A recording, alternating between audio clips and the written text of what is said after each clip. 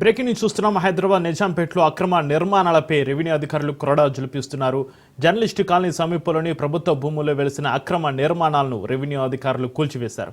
కూల్చివేతలను తొలగించకుండా స్థానికంగా ఉన్న కాంగ్రెస్ నాయకులు కోరడంతో రెవెన్యూ అధికారులు కూల్చివేతలను ప్రస్తుతం నిలిపివేశారు. అధికారుల తీరుపై స్థానికులు ఆగ్రహం వ్యక్తం చేస్తున్నారు. 2 ఏళ్లుగా నిర్మాణాలు జరుగుతున్న రెవెన్యూ అధికారులు నిమ్మకు నేరెత్తినట్లుగా వ్యవహరిస్తుండటంతోనే నిర్మాణాలు జరిగాయని స్థానికులు మండిపడుతున్నారు. కొందరు కబ్జాదారులు ప్రభుత్వ స్థలాలను అమాయకులకు విక్రయించారని స్థానికులు ఆరోపిస్తున్నారు.